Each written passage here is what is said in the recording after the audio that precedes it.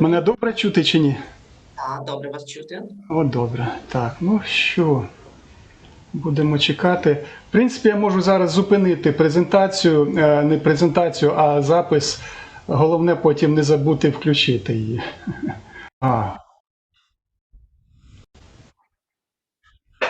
Good day, dear colleagues. On behalf of organization committee, I and my colleague Tatiana Vakaluk welcome you to the ICSF 2022 conference. We wish you a pleasant time and benefit from the participation. Our colleagues from the Italy host the work of the section. Therefore, sometime I will try to speak English, but most of the time we will communicate in Ukrainian. This year we will have a chain of section which consists of 4 topics and 8 reports. Each speaker has up to 10 minutes for presentation and up to 5 minutes for question and answers. If there are no question or objection, let's get started. Я переходжу на українську мову. Перша доповідь у нас команди від Національного технічного університету України, Київський політехнічний інститут імені Ігоря Сикорського та Державного університету Житомирська політехніка. Назва доповіді Justification of the method of soil densification of the interstation tunnel by jet injection based on computer modeling. Доповідач Валентин Коробійчук. Будь ласка, слухаємо доповідь.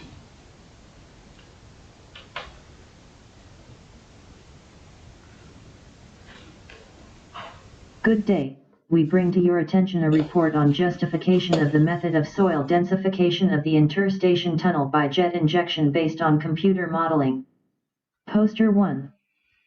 In underground construction to consolidate the soil base, silicatization technology has become widespread, in which a solution of calcium chloride and liquid glass with the addition of soluble chemicals, phosphates, aluminates, and bicarbonates, which promote gel deposition, are injected into the soil. As a result of the chemical reaction, a silicic acid gel is formed, which binds the soil particles into a strong and waterproof monolith. For injection of chemical reagents used injectors of different designs, differing in the type of perforated area and other design features. The injectors consist of solid steel pipes with walls up to 6 mm thick. In the lower part of the pipe are equipped with a conical tip, and at a length of 0.5 to 1 m have perforated links with holes 1.5 to 3 mm. The upper pipe is equipped with a special head for clogging and has a device for connecting the discharge hose. Poster 2. Chemical fixing has a number of advantages in comparison with other methods of fixing the soils of subway tunnels. Ease of work. Short terms of performance of works. The ability to consolidate the soil at any depth without the disclosure of any special workings and excavations. The possibility of conducting underground work without stopping traffic on the tunnel under construction. The disadvantages of this method include the impossibility of use in heavily flooded rocks and the toxicity of materials, which adversely affects the environment and the health of people working in the tunnel. Poster 3. To analyze the results of silicate consolidation and assess the positive effect of it, the graphs of subsidence of the tunnel frame structure and the results of geophysical monitoring at the site within PK230 plus 70, PK231 plus 00 between Sikorsky and Pozniaky stations on one track were studied. Poster 4. Monitoring of subsidence of the tunnel frame structure within PK230 plus 70, PK231 plus 00 was performed from the period of commissioning to September 2019. In the race between ART, Sikorsky, ART, Pozniaky carried out quarterly instrumental geodetic surveying observations of the height of the tunnels by laying the leveling course of 2 and 4 classes on the track benchmarks. The study of the experience of strengthening the foundations and the analysis of the results of consolidation allowed to establish that in the conditions of water-saturated state of the foundation soils it is expedient to use the method of jet cementation. Poster 5. Pozniaky station is shallow, has an underground hall with 2 landing platforms. The vault of the hall rests on a number of columns. The station hall is connected on both sides by stairs to the underground lobbies, which lead to the underground passages. Each underground passage has 2 exits to Mykola Bazan Avenue. The lobbies are connected by a gallery from which stairs lead to the station hall. The passenger traffic of the station is about 30,000 people per day. The construction of the station was carried out in an open way in the pit. The pit was fastened with wooden piles. All structures of underground passages, lobbies 1, 2, as well as the station are made of monolithic and precast concrete. Poster 6. In the section from PK237 plus 40.60 to PK239 plus 69.98 and from PK239 plus 79.95 to PK241 plus 10.00, the left and right distillation tunnels are built on one common monolithic reinforced concrete slab. To ensure the watertightness of the tunnel frame, pasting waterproofing on bituminous mastic is arranged. The distance from the ground to the top of the tunnel frame is from 2.2 m to 5.7 m. The slope for unauthorized runoff of groundwater and industrial water is 3 ppm. Poster 7. Koshkarov's hammer, ruler crack with an accuracy of 0.1 mm. Inspection of the technical condition of the tunnel frame was performed on the I and II tracks on the section within PK235 plus 80, PK243 plus 80 of the race of art. Pozniaky, art. Kharkiv Syresko-Pecherska line. In addition, a survey of the surface above the tunnels was performed to detect DIPs and subsidence. Surface above the tunnels. During the visual inspection, the following damages were revealed: failure of the asphalt concrete pavement of the car park up to 40 centimeters deep and about 6 square meters in the area of PK240 plus 73. Poster 8. Here you can see local subsidence of the surface above the tunnel with the formation of DIPs up to 20 centimeters deep. Poster 9. Here you can see one track, transverse cracks with opening up to 2.5 mm in track concrete. Locations of cracks indicating the size of the opening are given in the combined scheme of subsidence and damage. Poster 10. Here you can see a longitudinal crack in track concrete 4m long with an opening of up to 5 mm on PC241 plus 75. Poster 11. Here you can see cracks in the SSO blocks in the locations of the embedded part with an opening of up to 3 mm. Poster 12. Here you can see the filtration of groundwater through the joints of SSO blocks. Poster 13. During the visual inspection of the technical tunnel frame, cracks and crevices with opening up to 10 mm in the SSO blocks were found in the area of peak points, observed on the subsidence graph. Deformations of tunnel structures are mainly due to soil vibration creep. This phenomenon occurs due to the transfer of vibrodynamic loads from the rolling stock through the frame to the ground, while the base soil moving from the zone of vibration to the periphery causes subsidence of the tunnel structures. At the size of subsidence from 100 to 200 mm, there are the first signs of deformations in the form of cross cracks in track concrete. At values from 200 to 300 mm, cracks appear in the locations of embedded parts, rigid joints, and gaps between the blocks. Further development of subsidence leads to an increase in the opening of cracks, track failure, and to a decrease in the water resistance of the tunnel frame, which together affects the durability of structures. Poster 14. Below are the maximum values of tunnel subsidence, as of September 2018, within 1 and 2 tracks. Poster 15. As can be seen from the subsidence schedule, their development along the length is uneven and depends on the speed of trains, the lowest near the stations, the highest in the middle of the race, bearing nobility of base soils and the presence of organic impurities. Location: the smallest subsidence is recorded in the areas adjacent to the station complex. Poster 16, 17, 18. Soil consolidation schemes. In the process of modeling, the properties of soil cement material and geometric dimensions of soil cement piles were chosen as the most optimal for the given conditions. Jet grouting piles with a diameter of 0.8 m, a step of 1.8 m from the center of the axis, and a calculated deformation modulus of 3000 MPa were used as fixing elements of the array. For the modeling process, 3 fastening options were selected with angles of inclination of 30, poster 16, 35, poster 17, and 40, poster 18, degrees relative to the surface.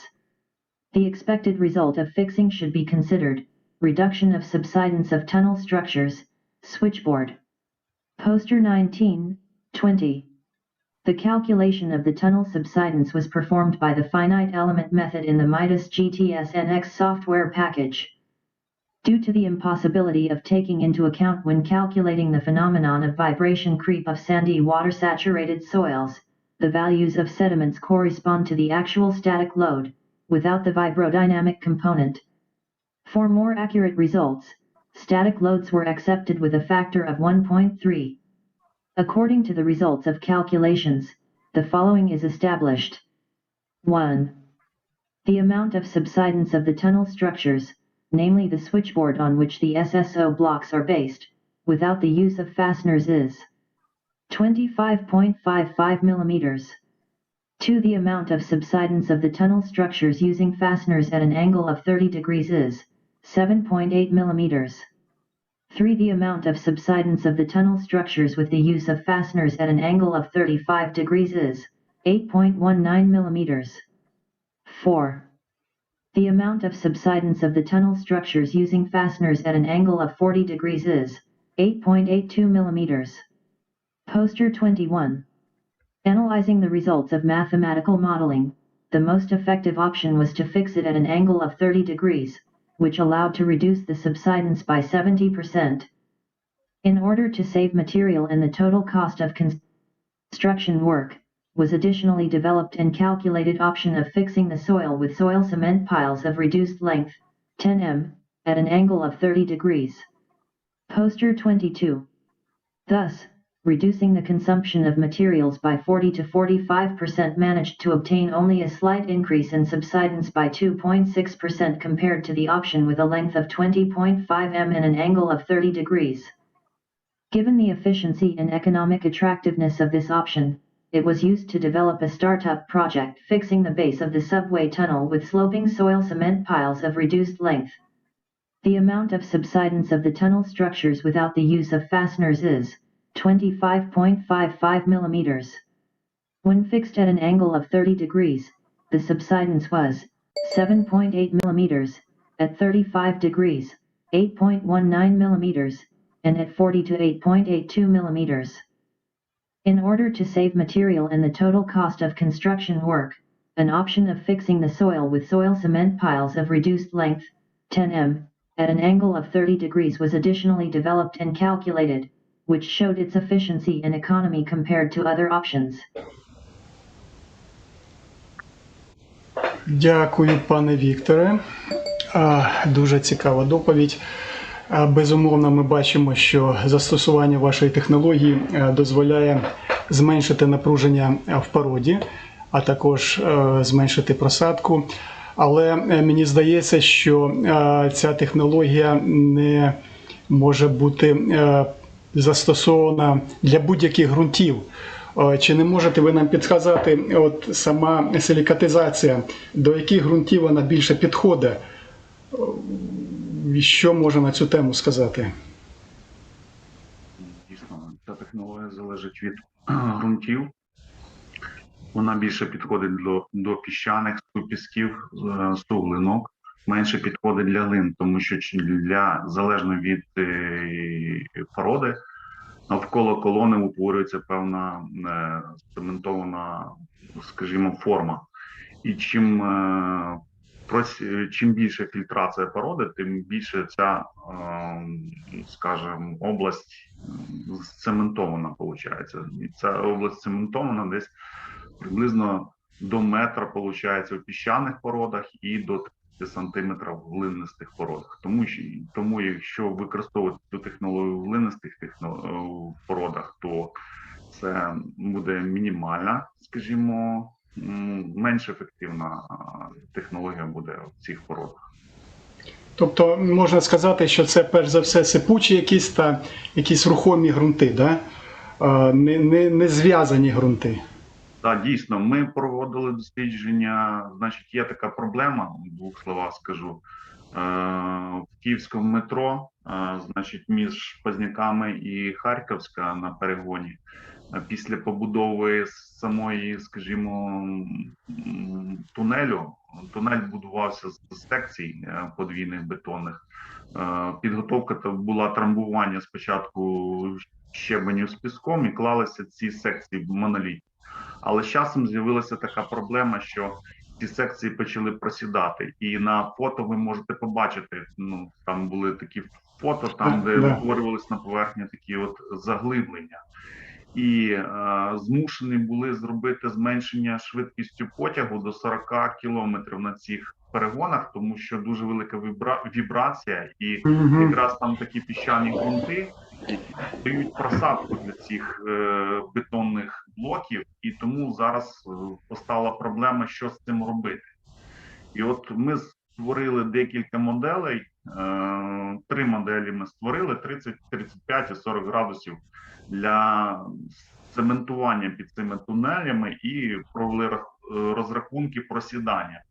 Ну, просідання значно зменшується, ніж не укріплювати ґрунти. Звичайно, да, це дуже важлива проблема, пане Валентино. Дякую за вашу доповідь, дякую за вашу відповідь. Час іде, ми повинні переходити до іншої доповіді. Дякую. Дякую. І наступна наша доповідь від команди Харківського національного університету будівництва та архітектури. Доповідь називається Increasing of strength-rigidity parameters of bases of metallic silos. Доповідач Анатолій Бутенко. Давайте послухаємо цю доповідь.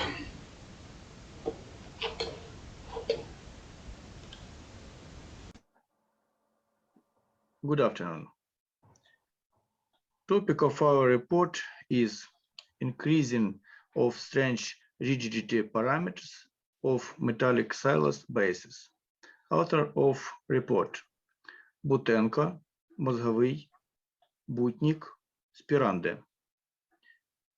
Kharkiv National University of Civil Engineering and Architecture.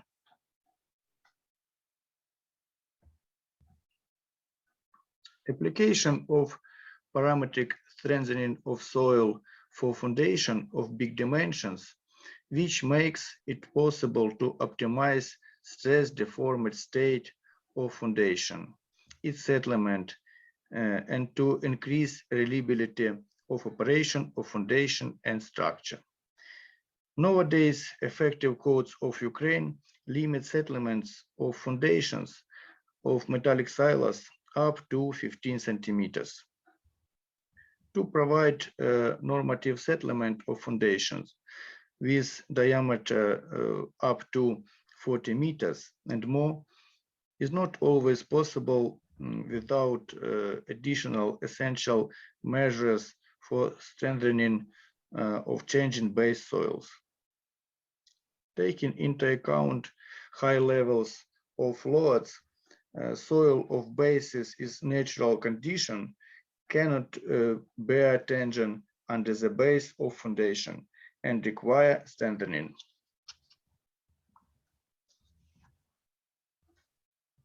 So topical is the need of using development sites characterized by complicated geotechnical conditions.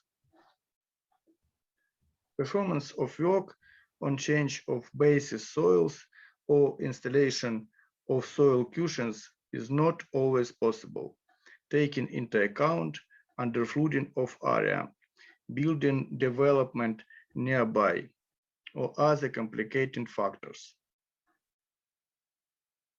Soil cement by deep soil mixing technology, jet grouting, injection and micropiles was considered for different types of strengthening, taking into account application in great volumes.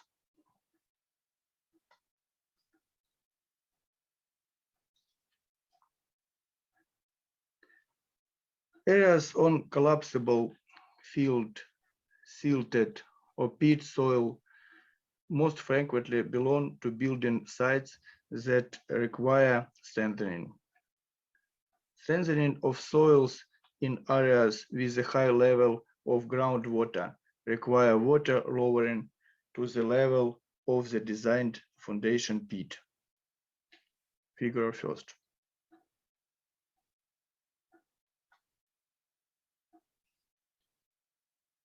Strengthening of base is meant as improvement of physical mechanical properties of soil mass by arrangement of stronger and more rigid elements that work in common with soil, but are not connected structurally to foundation.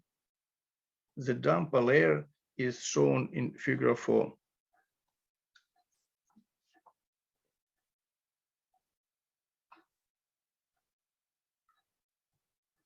The soil replacement method with the creation of soil cushion and the pile foundation as a classic method of foundation construction. But the soil cushion method is popular on more or less solid bases, as shown in figure 5. Otherwise, it becomes necessary to use bored or ramped piles of element of precast concrete piles to achieve the depth of the bearing layer of soil. Under such conditions, the construction time and cost increase significantly. In figure 6 shows pile of precast concrete 14 meters long.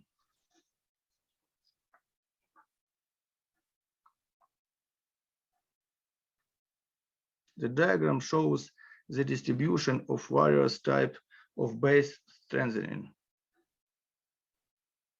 The deep soil mixing technology is the most popular.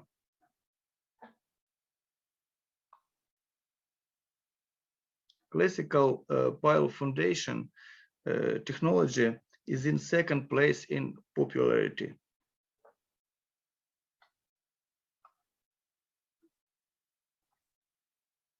Indicator of material consumptions by length of elements, depth of reinforcement, specific material consumption of strengthening per unit length of strengthening element.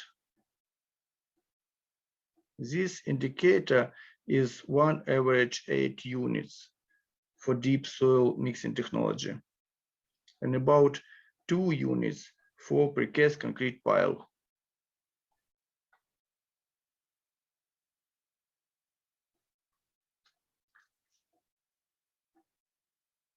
We analyzed the parameters of soil cement consumption for silos with diameters from 22 to 28 meters. The average indicator is within 40 units and about 5 units for precast concrete pile.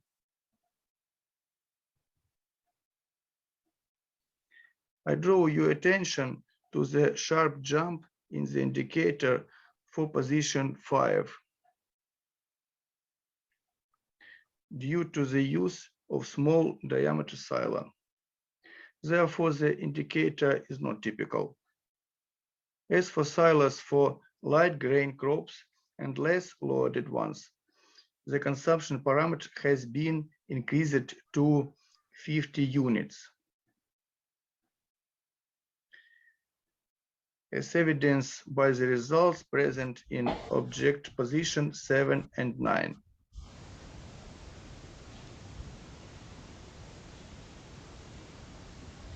The diagram shows the change in the consumption parameters of the base reinforcement material on the volume of stored grain and on the contact stress under the base of the foundation.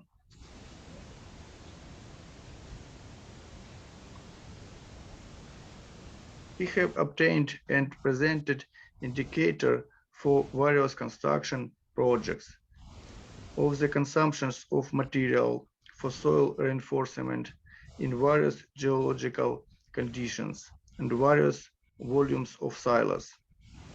Having analyzed the obtained results, it has been determined that soil cement after deep soil mixing technology is the most economically feasible method. Application of jet grouting is justified during strengthening of soil thicknesses locally separated by depth. Injection and micropiles are used appropriately only in conditions of reconstruction under the absence of direct access to the base. Thank you for attention. Дякую, пане Анатолію. Ми знаємо з вами, що силоси – це структури вертикальні, і зазвичай в них зберігаються якісь сипучі матеріали, зазвичай це різні види зерна. І силоси розташовують в місцях, де найбільш вигідно підвозити до них саму цю продукцію. А ці місця десь можуть бути в полі, і ґрунти під цими місцями розташування не завжди міцні. Вони можуть бути як просадочними, можуть бути взагалі дуже слабкими ґрунтами. Тому, вважаючи, що вертикальна структура дає дуже високий тиск на ґрунт, необхідно часто ці ґрунти підсилювати. Є різні способи підсилювання, є різні способи влаштування основ та фундаментів. А в даному випадку ми почули гарну доповідь про те, як вигідно застосовувати основи, значить, по даній методиці. Але в мене тоді, пане Анатолію, до вас таке питання: а в чому перевага чи може відмінність ваших підсилених основ від класичних фундаментів, ну, наприклад, на палівих основах? Чи є якась відмінність? Що дає ваша технологія, буквально, якщо можна, декілька речень на цю тему? Так, дякую за питання. Основною перевагою ґрунтоцементних елементів щодо підкріплення, там ми визначали різні способи, то ДСМ – це змішування буровим способом, джет-технологія, також ми розглядали там мікропалі, але то вже більш для реконструкції. Більш зазнав поширення це метод ДСМ, це бурозмішувальний спосіб, і цей спосіб може бути реалізований в обводнених ґрунтах. Там я на фотографіях приводив приклади, коли це територія підтоплена, і спершу треба зробити якесь водовідведення, там на фото був спосіб відкритого водовідливу з траншей, для того, щоб тільки техніка могла туди заїхати.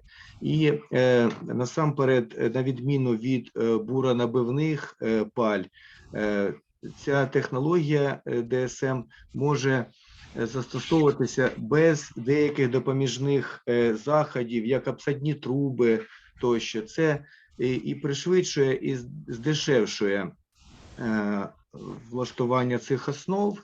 І швидкість цього методу також це є відмінною рисою, ну, якщо в порівнянні з буронабивними палями, то там у 4-5 разів швидкість. Можуть, звісно, конкурувати з вдавлюваними палями. Там, ну, забивні зараз ще рідше застосовуються, але все маємо. Слід зауважити, що силоси, це, ну, якими ми займаємося сьогодні, діаметри 28 метрів, там 32 метри.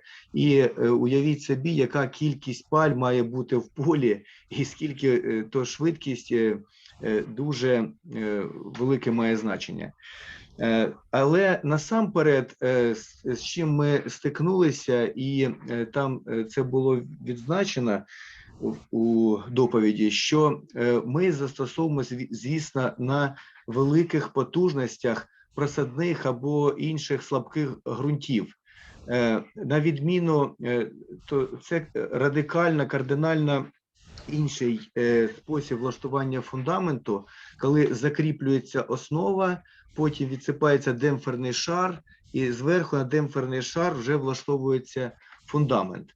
А на відміну від палівого, коли це палєва основа, яка має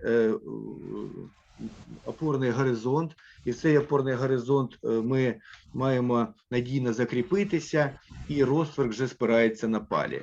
То це така відмінність. Там закріплена основа, демпферний шар, то є обов'язково демпферний шар, і фундамент, такий, як на природній основі по конструкції. І палівий фундамент – це дещо інше. Ми зазначаємо там, що швидкість на відміну, а також умови, в яких ми будемо ці сваї влаштовувати. То цей спосіб швидкість, дешевизна, то що сьогодні, і на великих обсягах то має велике значення, і то вирішувальне. Дякую за відповідь. Тобто ця технологія, вона більш технологічна, що особливо важливо в польових умовах, бо необхідно і палії доставляти, і все. Тут ми доставляємо в'яжучу речовину, змішуємо з ґрунтом і отримуємо основу. Дякую, пане Анатолію. Ми переходимо до наступної доповіді. Наступна доповідь у нас від команди Криворізького національного університету. Називається доповідь «Investigation of the influence of technological factors and composition of binders on the strength characteristic of blast furnace cement with magnetized ferromagnetic additives». Давайте послухаємо презентацію, будь ласка.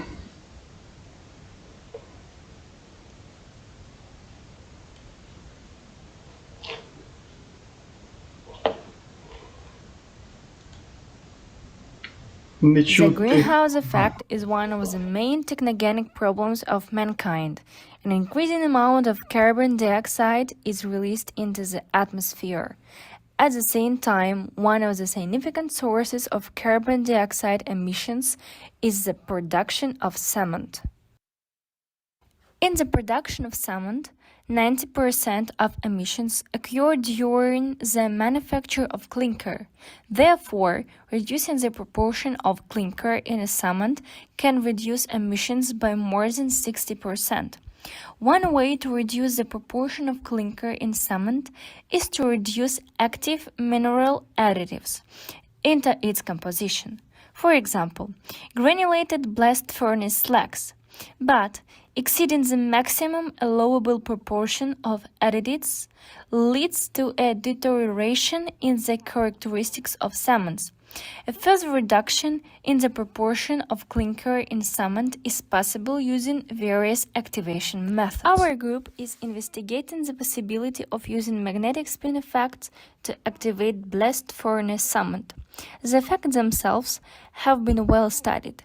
Their essence lies in the fact that magnetic fields affect the spin dynamics and control the spin multiplicity of radical pairs of substances involved in a chemical reaction. The problem was how to ensure a long-term effect of magnetic fields on the process of cement hydration, from the moment of mixing with water to long periods of hardening. We solved this problem by introducing a finely dispersed ferromagnetic magnetized substance into the composition of Portland slag cement. To reduce costs, it is proposed to use dusty waste from the metallurgical industry as such a substance. In our previous work, it was shown that the magnetic fields created by the dust additive can have a positive effect on the activity of cements. At the same time, it was revealed that the strengths of characteristics of Portland slag cement are affected by both the magnetization of the particles and the disperse composition. The effect of additive on the mechanism of hardening of the cement components and the structure of the cement stone was studied. In the process of research, nonlinear dependencies of the activation effect created by the additive on the technological parameters of cement hardening were revealed. Therefore, in the current study, we set the task to identify how the activity of the binder is affected by method and duration of mixing the additive with the binder, share of a slack in a cement, and temperature of hardening of cements. The existing technology for cement production allows mixing the binder components either with the creation of tribochemical processes or without them. In the first case, mixing is carried out in ball mills. In the second, using mechanical mixers or air mixers. Mixing components in a ball mill can be combined with grinding of clinker, gypsum, and BFS or carried out after that. Therefore, the three series of experiments were compressed in the research. First one, clinker, BFS, and gypsum were mixed into a laboratory ball mill. The mill was filled with MFDA at the amount of 2% by the weight of binder components. Next, joint grinding was carried out. Finally, an MFDA free control binder was prepared similarly. Second one, a ready-made BFS and MFDA were placed in a laboratory ball mill. In different experiment series, dust and cement were mixed for from half to 16 minutes. Simultaneously, additional mixing of the control samples was carried out without an MFDA. And the third one, the MFDA was introduced into the BFC and mixed in a specially designed device for from half to 16 minutes. Mixing the MFDA with a blinder by the first way does not create, and the third way creates a weak activation effect. However, when mixing the components according to the second method with an increase in the mixing time, the activation effect first increases and then decreases again. The revealed regularities show that the magnetic fields induced by the dust effect, the tribochemical phenomena occurring during cement grinding. With excessive grinding time, the size of dust particles decreases and causes them to heat up. This leads to an activation effect decrease after a specific time of MFDA joint grinding with cement. Thus, long-term grinding completely neutralizes the impact of MFDA. According to the results of the experiments, the optimal time from grinding the MFDA with cement is 5 to 10 minutes.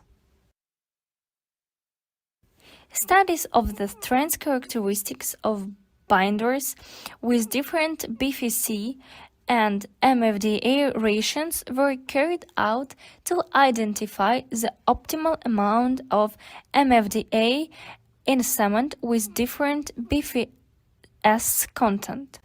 Investigated binders having in their composition in various series from 0 to 2.5% of MFDA and from 0 to 80% of BFS, the results show that with an increase in the proportion of BFS, the need for MFDA increases, and the activation effect enlarges. At the same time, an increase in the amount of MFDA added to BFS free cement causes a drop in the activity of binder. The reasons for this regularity were studied by us and described in a previous work. The obtained data show that introducing an MFDA into the composition of the BFC makes it possible to obtain cement of equal strength with an increased BFS content against the usual range. The resulting decrease in the share of clinker makes it possible to significantly reduce the consumption of fossil fuels and emissions associated with cement production. The next technological parameter that we studied were the modes of hardening of BFS with MFDA. Studies of strength characteristics of cement steamed at different temperatures with different amounts of the added MFADA were carried out to clarify the optional hardening regimes. The steam curing was carried out of temperatures 50, 80, and 90 degrees. Samples have tested 24 hours, 28 days, and 3 months after steaming.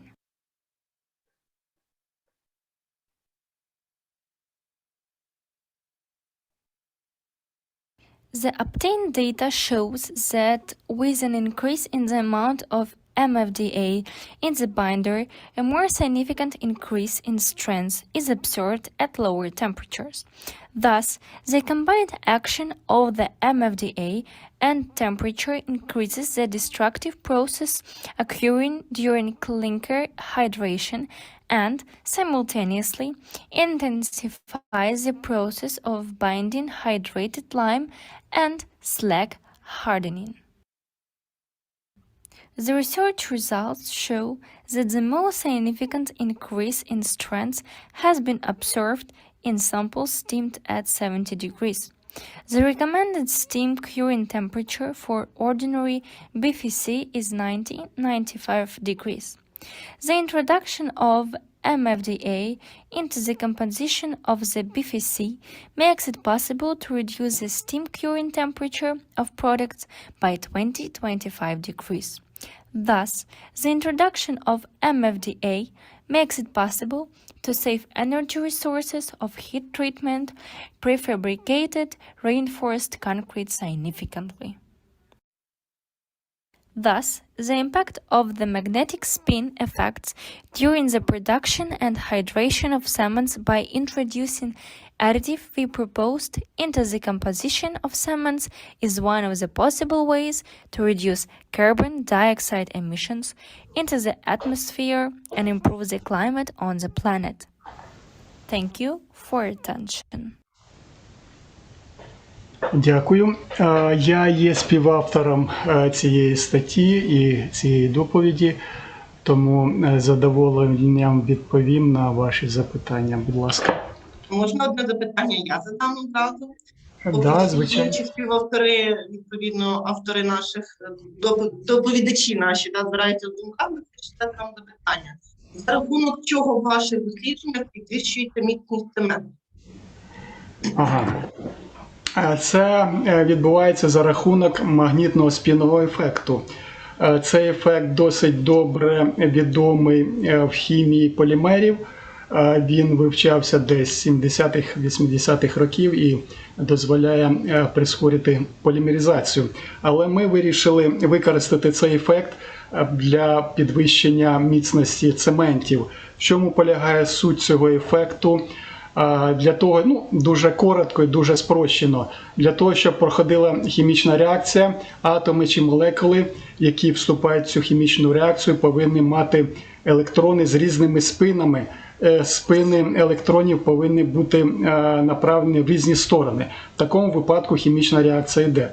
Якщо спини електронів направлені в одну сторону, тобто, що таке спин? Це дуже спрощено обертання електрону навколо своєї осі.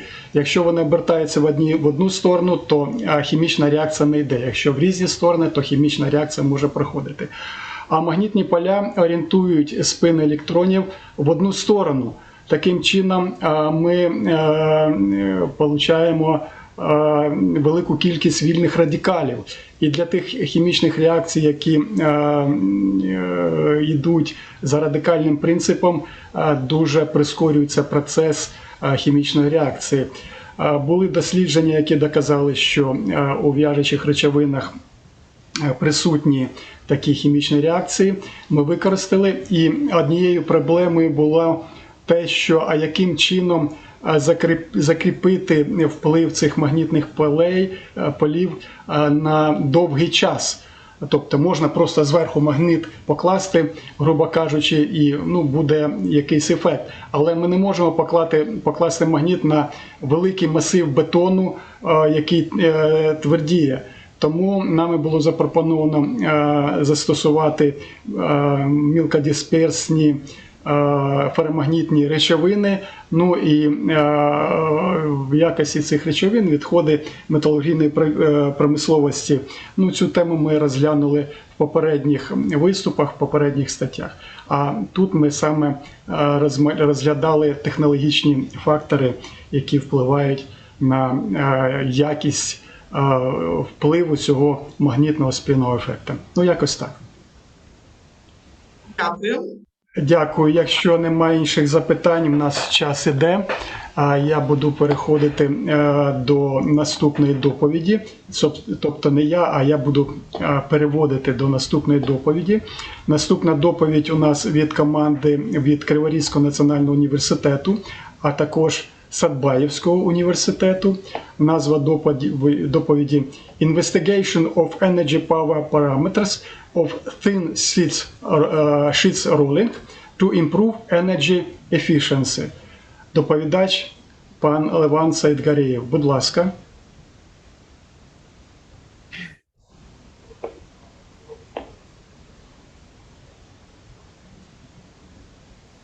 Investigation of energy power parameters of thin sheets rolling to improve energy efficiency.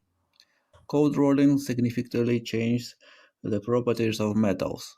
With an increase in the amount of reduction, the yield strength of metal and the resistance to deformation increase, and the elongation of the strip decreases.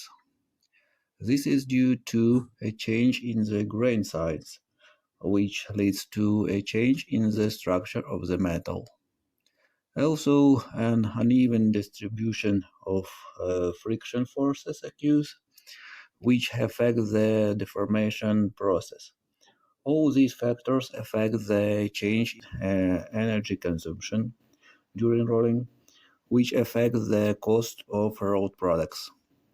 The distribution of strains and stresses during cold rolling reduction is difficult to study under production conditions due to the very high cost experience. The study of cold rolling with the deform 3D allows to significantly reduce the time for experiments, speed up the deformation of rational reduction modes during cold rolling. The results of these calculations will allow to develop measures that will make it possible to reduce energy costs, improve product quality, increase efficiency, and reduce the cost of the process. Purpose of work. To investigate cold rolling process of thin steel sheet using the Deform 3D software to determine energy power parameters of process. In order to reach this goal, following tasks were set. To create model of cold rolling of thin sheet, to determine force and torques that arise during formation process and their distribution in strain zone. The deformation scheme and the method of calculation of process parameters are present on this slide.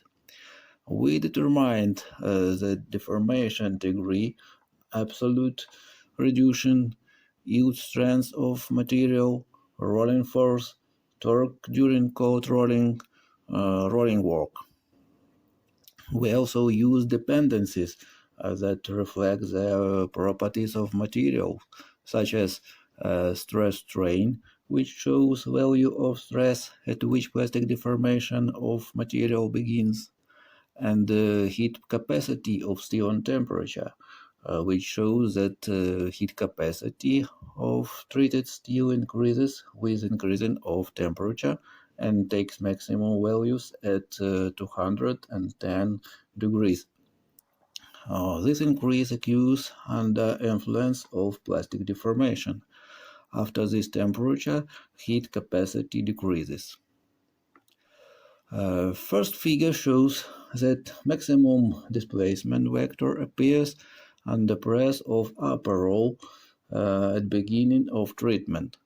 Bottom roll has less intense impact on metal because top roll is the main tool. An area has also been identified that requires special attention in terms of possible cracking. Second figure shows that maximum strain values in strain zone reach 0.309 millimeters per 1 millimeters of workpiece height. Third figure shows that rolling force increases during the first 9 seconds and reach 5.5 meganewton. In real condition, for this model, the rolling forces reach 5.3 meganewtons, which corresponds to a high simulation accuracy, with the error is 5.5%. As you can see, the rolling force varies over time very evenly. This is explained by the fact that the rolling process is uneven because the amount of reduction can change due to the presence of various micro-roughness, both on the surface of material and on the roll. The simulation results were used for theoretical conditions of the work and the rolling process, the productivity of the process. Effective degree of deformation equals 70%, enable to obtain sheets with maximum hardness, which can be plastically deformed. With increase of deformation degree, stress of metal surface layer increases, as well as long force and torque. Micro cracks and microfibers may appear of sheets and rolling tools. Reduction of the deformation degree up to 45% leads to decrease of strength and hardness of metal. Sheets is able to deform plastically under load during operation. That's all. Thank you for attention. Дякую за доповідь. Сучасні методи моделювання дозволяють значно скоротити час знаходження оптимальних критеріїв в будь-якому виробництві. В даному випадку ми бачимо, що за рахунок моделювання було знайдено якісь оптимальні, не якісь, а конкретні технологічні параметри для прокатки тонких металевих листів. І для будь-якого моделювання дуже важливий правильний вибір критеріїв. Пане Левон, будь ласка, скажіть, а які конкретно критерії ви застосовували для визначення раціональних режимів прокатки в даному випадку? Щодо самих критеріїв, і їх застосування, то, звичайно, ми все це поєднували на підставі основних властивостей самого матеріалу, який обробляється. Це такі властивості, як ударна в'язкість, текучість, пружність, твердість. Також, звичайно, це все та сила обжаття, як обтиснення, перепрошую. Да, і завдяки поєднанню цих параметрів, тобто співставленню цих технологічних параметрів та властивостей матеріалу, ми досягли підвищення, забезпечили підвищення продуктивності процесу та зменшення енергетичних витрат. Саме це і були два критерії щодо оптимізації процесу і обирання цих параметрів технологічних. Дякую. Робота присвячена тому, щоб зменшити силу кочення, да, цього листа. А які методи запропоновані вами, щоб зменшити цю силу кочення? Ну, сила, правильніше, мабуть, було б сила тертя. Щодо сили тертя, звичайно, вона визначає всі енергетичні параметри, так, і продуктивність, тому що ми там говорили про можливість скорочення процесу, а скорочення впливає на продуктивність.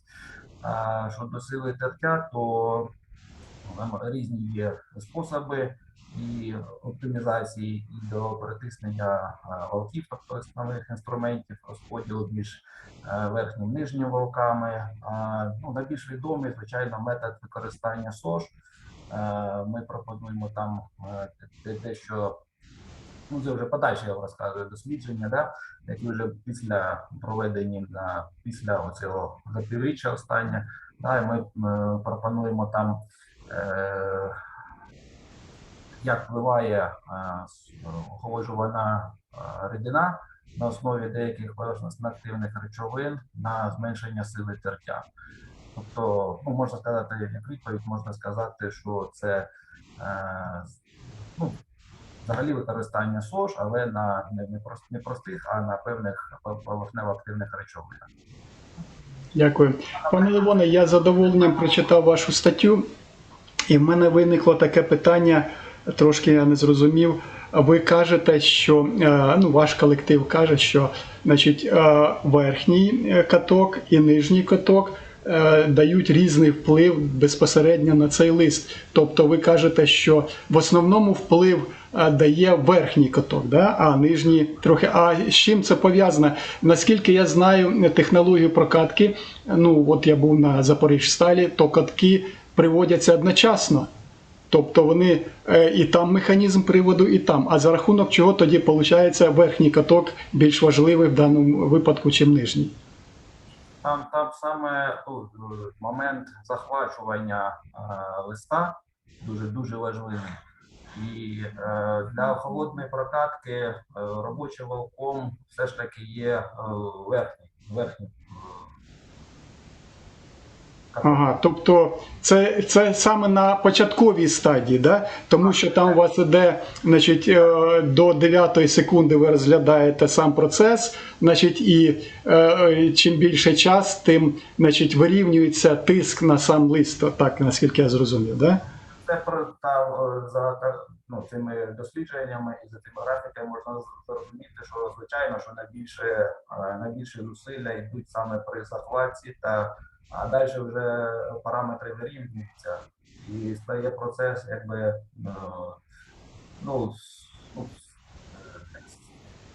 сталим, стає сталим, тобто зменшення цих параметрів вже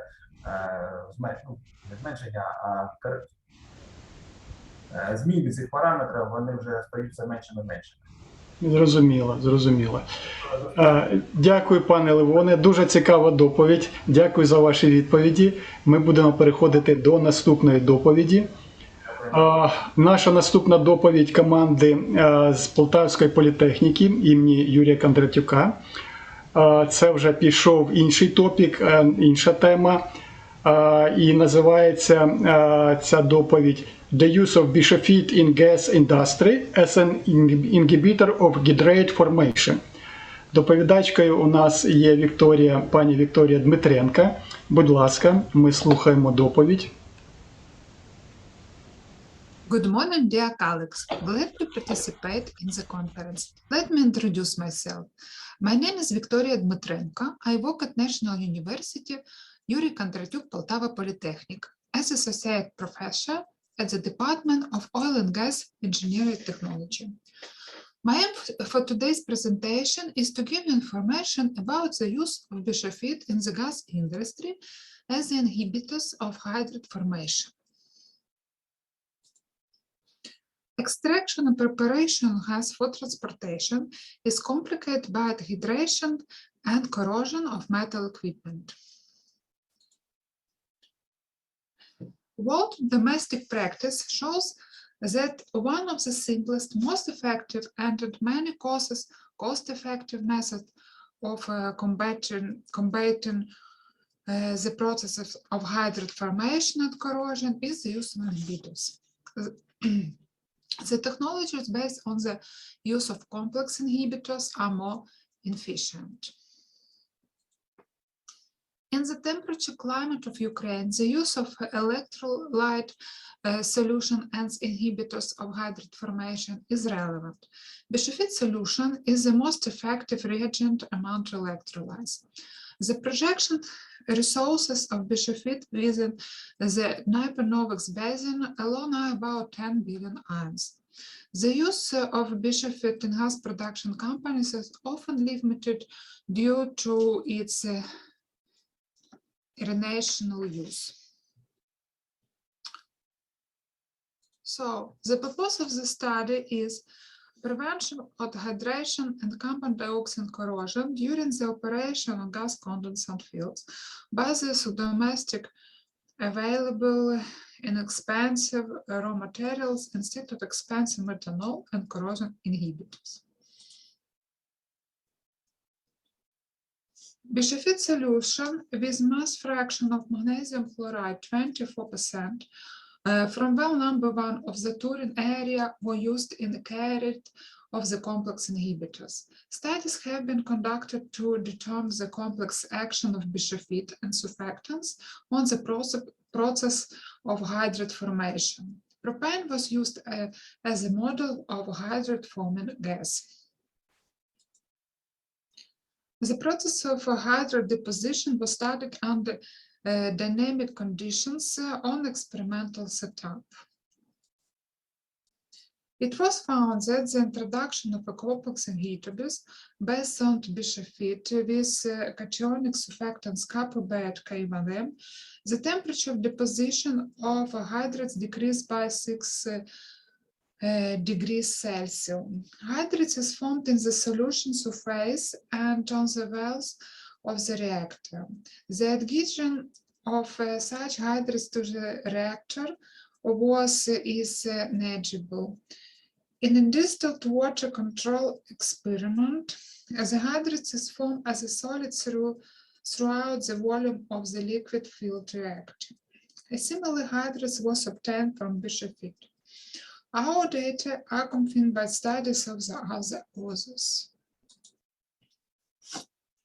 In order to eliminate the main technological shortcoming of bischofite, a number of laboratory studies was carried out.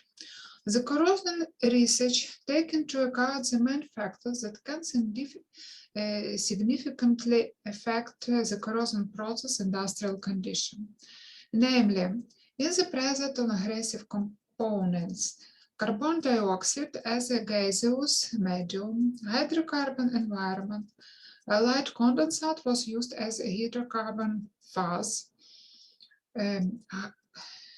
turbulent flow regime. Bischofite solution with the addition of acetic acid was used for the study. Concentration of acetic acid was chosen because of the maximum low molecular weight carboxylic acids content in the formation water and northern Ukrainian wells. Corrosion studies were carried out by gravimetric methods of the thermostatic installation. It was found that cationic surfactants Kyiv and Stentex are the most effective surfactants for bischofite solution at a concentration of 1 gram per decimeter cubic.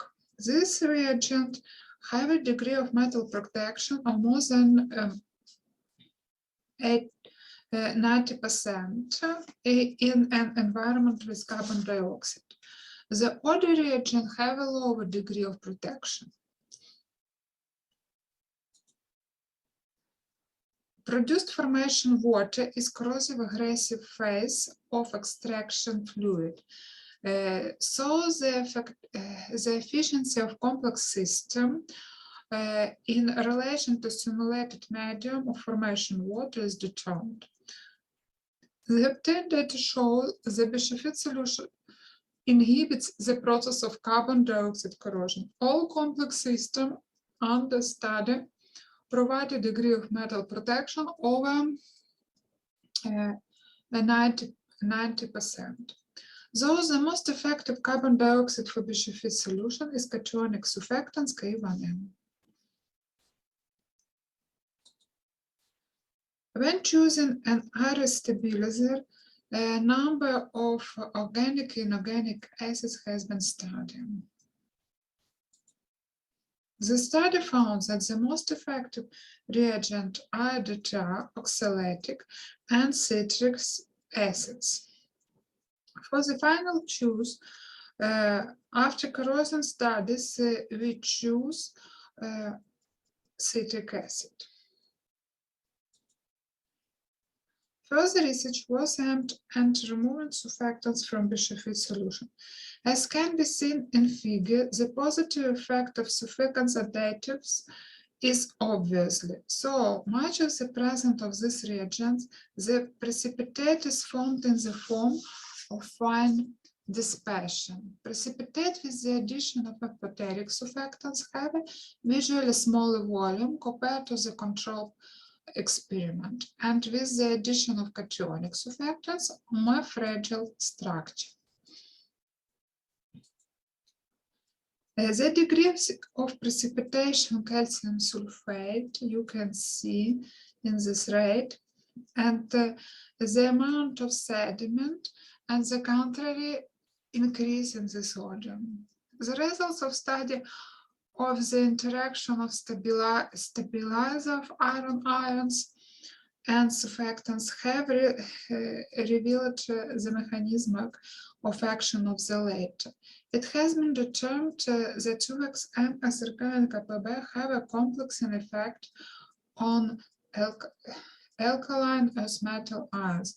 This is confirmed by the fact that in the presence of strong acids, the degree of precipitation calcium sulfate decreases sharply due to the destruction of complex compounds, supersaturation calcium chloride solution, and precipitation of chlorides.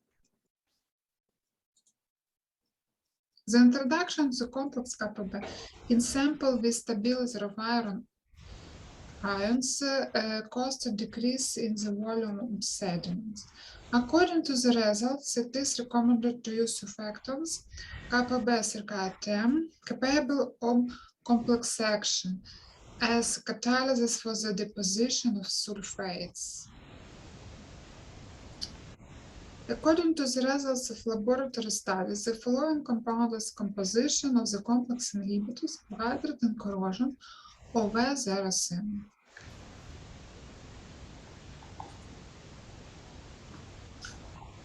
As a result of industrial tests, confirm the effectiveness of the technology of corrosion prevention and hydration with the use of these complex inhibitors. And in conclusion, it was found that the introduction into the solution of bisulfite amphoteric surfactants KPB provides a decrease in the temperature of deposition of hydrous by 6 degrees Celsius and increase the degree of precipitation calcium sulfate by 76%. Cationic surfactants K1M high degree of metal protection against corrosion. Citric acid, the degree of retention of iron ions, 96%. Secondly, based on the bisulfite solution, a new formulation of complex inhibitors of hydrate formation corrosion was developed. Thirdly, industrial tests showed that introduction of technology screens for the use of complex inhibitors based on BiSHFT allowed to obtain the annual economic effect to the use of cheap raw materials, reduction of the number of injections of two inhibitors, and significant environmental effect due to the prevention of pollution of petroleum products and disposal of used reagent. Thank you for your attention. Дякую, пані Вікторія. Ми всі пам'ятаємо вашу минулорічну доповідь і бачимо, що ваша команда успішно продовжує працювати в тому ж напрямку. Є прогрес такий суттєвий. Але в мене є пару запитань до вас. Я дуже уважно перечитав вашу статтю, прослухав вашу доповідь, і в мене виникло таке питання. Скрізь написано, і зараз ви сказали, що в дослідженнях гідратоутворення ви використали пропан. Але ми всі знаємо, що основним компонентом газу є метан. То чому проведені досліди саме на пропані, а не на метані? Так, добрий день, шановний Сергій Івановичу. Рада вітати вас ще раз в цій конференції. Ми вже дійсно третій раз беремо участь. Дуже приємно. Шановні колеги, гості, дозвольте перейти до відповіді.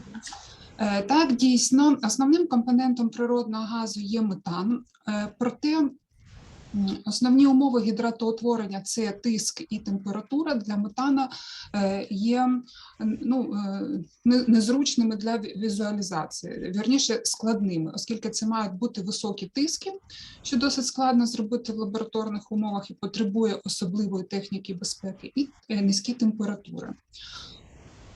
Є літературні дані про те, що гідрати природного газу утворюють такий самий тип гідрату, як і пропан. При вмісті в них пропану більше 0,2%. Практично всі природні гази містять такий вміст пропану, тому можна вважати, що гідрати пропану і гідрати природного газу, вони ідентичні, і ці результати накладаються одне на одного. Крім того, є літературні дані про дослідження саме гідратів пропану як моделі природного газу. І це дозволило нам теж звернутися до цієї теми і сконструювати установку саме на пропани, оскільки на пропані можна зробити цей процес в значно легших умовах, при значно нижчих тисках і значно вищій температурі. Угу. Зрозуміло. Дякую. А тоді в мене таке запитання. Ви навели результати лабораторних експериментів. А чи коректно буде поширювати ці результати на реальні умови, адже інший масштаб подій? Так. З приводу гідратоутворення я вже відповіла. Ці результати коректні, оскільки є такий світовий досвід, це і закордонні публікації, Нестерова, і Паєта, є захищені докторські дисертації з цього приводу. Стосовно корозійних досліджень, ми проводили дослідження відповідно до ГОСТу, але з дотриманням і моделювали умови, які справді є в свердловині. Тобто це наявність агресивних компонентів, висока температура, турбулентний режим. І цьому присвячена наша попередня робота, де ми детально описали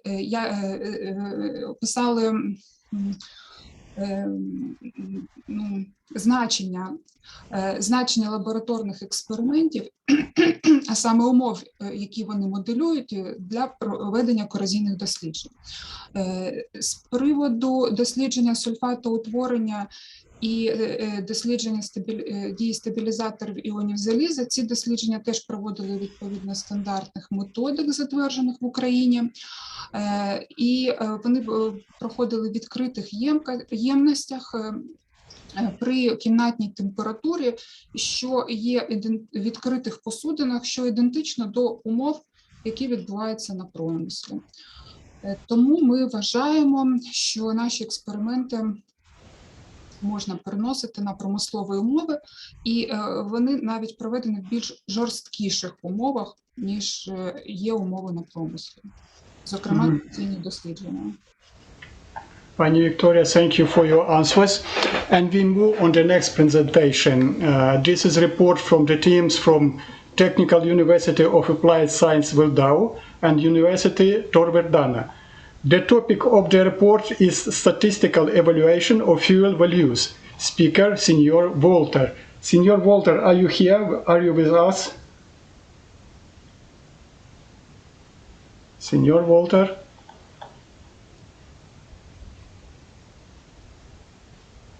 Я бачу, що сеньор Волтер відсутній. Це наш гість з Італії. Давайте я буквально пару слів скажу про його доповідь. Пані Тетяна, можливо, ви включите PDF-файл. Я прокоментую, але я не зможу професійно прокоментувати абсолютно всю доповідь, тому що це стосується авіації. Ну, я, чесно кажучи, не дуже розбираюсь в авіації, але основні положення я доповім, що стосується цієї доповіді. В доповіді розглядається питання збереження авіаційного палива. Тобто автори приводять статистику, дуже таку добру, велику статистику по розходу цього палива, причому як на коротких польотах, так і на трансатлантичних польотах.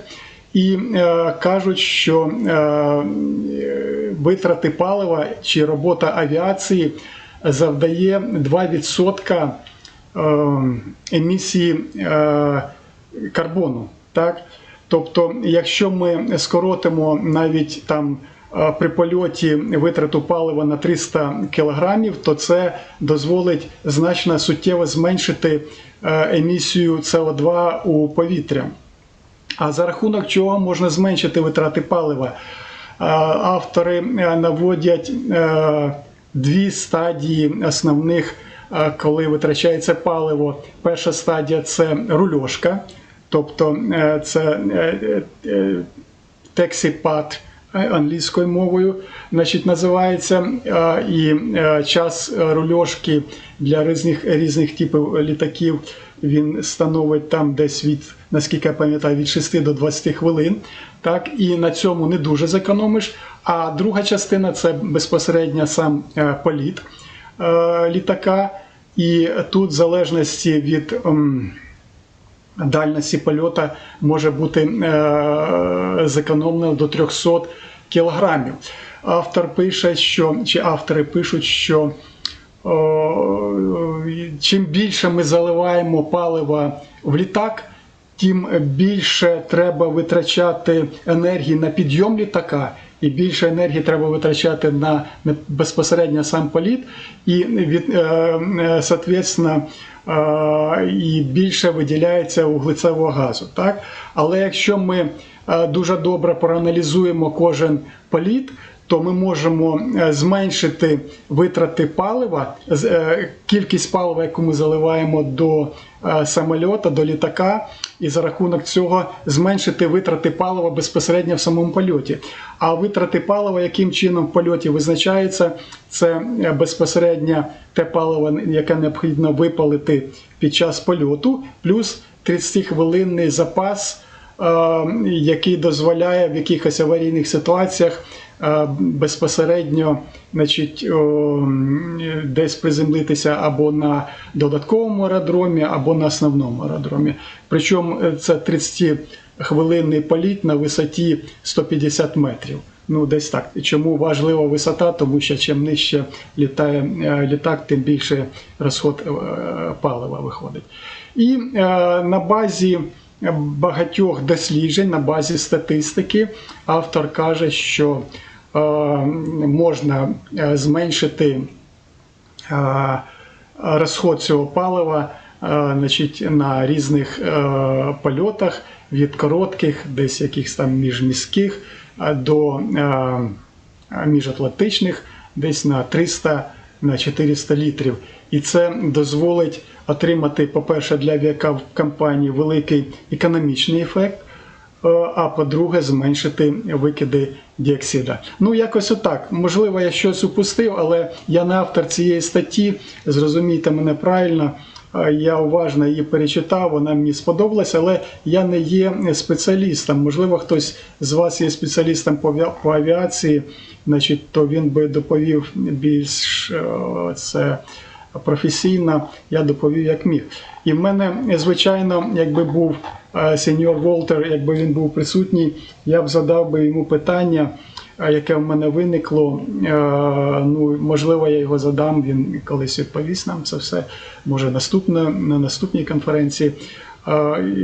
В статті прозвучала така фраза, що пілоти безпосередньо завжди намагаються збільшити кількість палива, запасу палива. Бо це безпосередньо впливає на безпеку польоту. А авіакомпанії, як це ясно з цієї статті, навпаки, намагаються зменшити кількість резервного палива. І я тільки що пояснив, чому це виходить. І в мене тоді виникає питання, чи не є конфлікт інтересів між пілотами та авіакомпаніями. Це перше питання, яке я хотів задати. А друге питання моє було таке, а хто в кінцевому результаті приймає рішення про кількість цього палива, запасів палива. Але, на жаль, сеньор Волтер відсутній, мені нікому задати це питання. Тому, якщо не буде дискусії з цього, можливо, хтось щось хоче виступити, сказати, будь ласка. Якщо нема бажаючих, то ми будемо трохи раніше, чим це за графіком, переходити до наступної доповіді, якщо ви не заперечуєте. І це наступна доповідь команди з Інституту загальної енергетики Національної академії наук України. Доповідь називається Modified Three-Stage Model for Forecasting the Demand for Energy Resources at Various Hierarchy Levels of the Economy. Доповідач Віталій Говорський. Давайте, якщо ми готові слухати доповідь, будь ласка. Dear conference participants, the topic of our presentation is Modified Three-Stage Model for Forecasting the Demand for Energy Resources at Various Hierarchy Levels of the Economy. Speaker: Olena Malyarenko, Candidate of Technical Sciences, Head of the Department of the Institute of General Energy of the National Academy of Sciences of Ukraine. Slide 2 presents the relevance of the study, which is to create a mathematical model and tools for forecasting the demand for energy resources to determine the amount of emissions of harmful substances into the atmosphere from the combustion of fossil fuels. Slide 3 shows the structure of the mathematical model.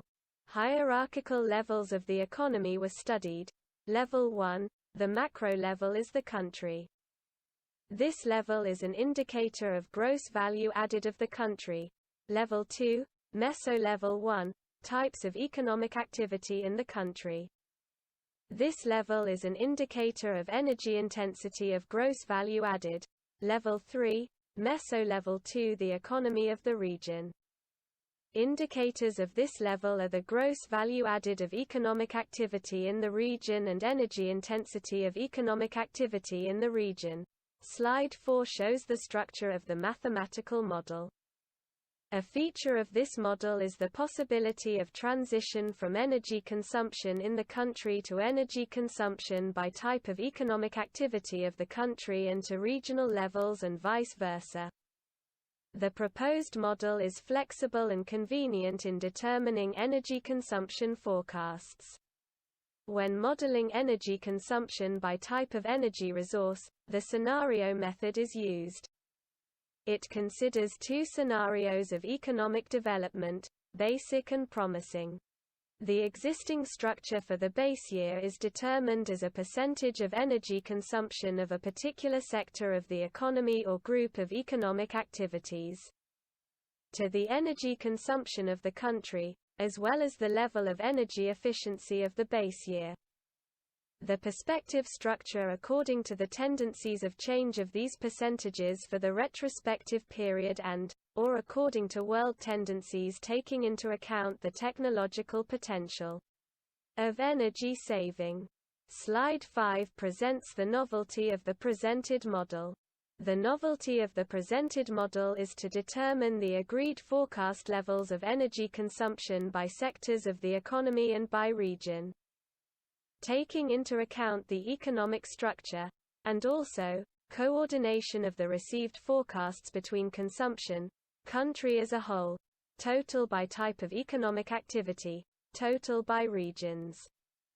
Slide 6 presents forecasted demand for electricity for scenario-based economic structure and technology-based energy saving capacity identified at various hierarchical levels of the economy under pessimistic, structure of 2017, and conservative, structural changes happen, scenarios. The results of calculating the demand for electricity in different economic structures for each level are presented. Prior to reconciliation, we have a discrepancy of up to 22% at the end of the period. Slide 7 presents forecasted demand for thermal energy for scenario-based economic structure and technology-based energy saving capacity identified at various hierarchical levels of the economy under pessimistic, structure of 2017, and conservative, structural changes happen, scenarios. The reliability of the obtained results of projected heat consumption in 2020 compared to 2017 was also assessed. The error is not more than 9%. Slide 8 shows results of assessing probable coal savings if the optimistic scenario takes place as compared with the pessimistic scenario, development of Ukrainian economy with the structure of 2017. As calculations show, the forecasted reduction in coal consumption may amount to 7.8 million tons by 2040 due to structural and technological changes, 2.272 million tons and 5.544 million tons. Appropriately, the reduction in coal consumption will reduce emissions of pollutants into the atmosphere, 1,000 tons, nitrogen oxides 19.7. Sulfur oxides 295.1, carbon monoxide 393.4, particulate matter 104.3, carbon dioxide 5271.8. Slide 9 presents the main conclusions. The presented three-stage model allows solving of two tasks: forecasting energy consumption at the top level, for the country level, and forecasting of energy consumption at two lower levels, which may be changed depending on the task.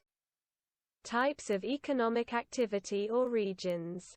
The proposed model allows forecasting of changes in energy consumption due to structural and technological changes in the country's economy, which makes it possible to determine forecasted changes in emissions of pollutants into the atmosphere related to combustion of fossil fuels, including coal.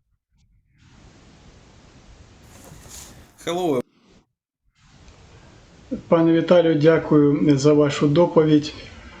У вас залишилось багато часу завдяки тому, що наступний попередній доповідач відсутній був, а також за рахунок дуже лаконічної вашої доповіді, тому ви маєте час суттєво розкрити свою доповідь додатково. Можливо, да, і зараз присутні у нас на конференції також представники енергетики, Олег Миколаївич Сінчук в тому числі. Можливо, у ваших колег є які питання?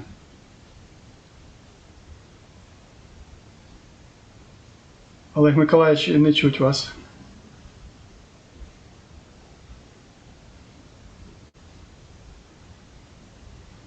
Так, ну добре. Якщо нема питань, то я тоді задам питання.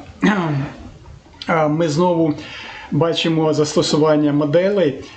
Якщо пан Левон доповів за твердотільну модель, то зараз ми бачимо чисто математичну модель.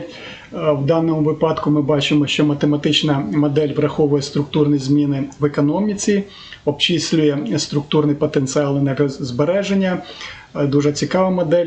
А як і для кожної моделі, важливі ті параметри, які обчислюються, ті критерії, які, значить, ми беремо для обчислення, а також, значить, сам алгоритм обчислення. І от в цьому сенсі, чи можете ви пояснити, як саме обчислюються показники, алгоритми в вашій моделі? Будь ласка, пане Віталію. Доброго дня. Дякую за запитання. Ну, в основному формуються показники енергоефективності базового року, а саме енергоємність валової доданої вартості секторів економіки. І змінюється лише частка обсягу валової доданої вартості з самого сектору економіки в структурі валового внутрішнього продукту прогнозного року відносно базового.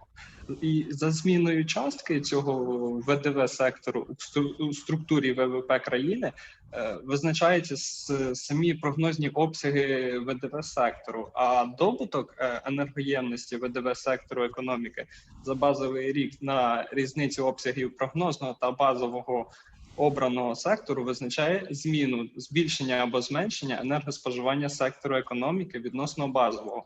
І ця сама різниця віднімається або додається до енергоспоживання, і за рахунок цього ми отримуємо розрахунок зміни енергоспоживання або визначення самої зміни структури. Угу. Так, ми в даному випадку говоримо про паливо, да, яке надає нам енергію, а конкретно різні сектори економіки застосовують різні види палива. Чи тут іде саме річ про енергію електричну? Модель взагалі є універсальною, і її можна обрахувати як паливо, там первинні енергоресурси, також і вже кінцеве, а отриманий продукт з палива, там теплову енергію, електричну енергію. Тут залежить від того, які поставимо вихідні дані і який кінцевий результат нам потрібний. Ну, наскільки я розумію, наша економіка застосовує вугілля, застосовує газ, застосовує нафту, застосовує атомну енергію, застосовує зелену енергію. Так? Значить, чи може ваша модель використати оцей мікс з різних типів палива і з різних видів енергії, яка отримана з цих різних видів палива? Ну, чисто теоретично можна це отримати, якщо ми в вихідні дані поставимо там паливо загалом, те, що нам Держстатистика України наводить. Але постає потім кінцева задача, як коректно розбити цей кінцевий результат, як ми отримуємо паливо загалом, і яка частка якого палива в цій цифрі буде. Оце залишається поки що невирішеною задачею, коли ми прогнозуємо паливо взагалом. Ага. І який кінцевий результат цієї моделі? Що ми в результаті моделювання отримаємо? Яка користь для народного господарства буде? Чи правильно я кажу, зараз є в нас народне господарство, чи ні? Для економіки України в цілому. Що це нам дає? Ця модель дає прогноз споживання ресурсу на певний період. Загалом ми опробовували модель до 5 років,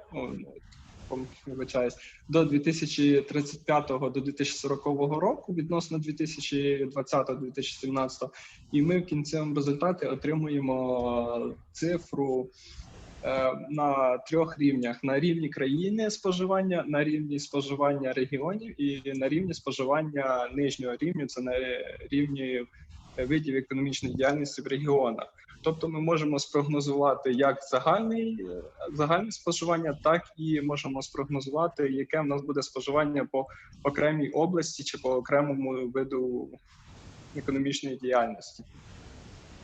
Ясно, але ця математична модель потребує дуже великої кількості даних, тому в мене зразу ж питання, а які статистичні дані і з яких джерел, це відкриті чи закриті якісь джерела, були використані для обчислення цих потенціалів? Ну, загалом ми стараємося використовувати відкриті дані, щоб будь-який бажаючий міг перевірити ці дані. В основному ми беремо за основу це статистичні дані із держстатистики, які дають щорічну там статистичну звітність за формою 11 МТП або 4 МТП. І за рахунок енергетичних балансів, також що представлені на сайтах Держстатистики служби. А дані для обчислення потенціалів енергозбереження ми стараємося брати із відкритих джерел, там опублікованих праць або експертних оцінок, які надають там прогнозне зниження або прогнозне покращення якоїсь галузі. Угу, зрозуміло. І тоді в мене ще одне чисто практичне питання. Зробили ви математичну модель, моделювали. Як ви оцінюєте, чи здатна Україна самостійно себе забезпечити всіми ресурсами без експорту палива з-за кордону?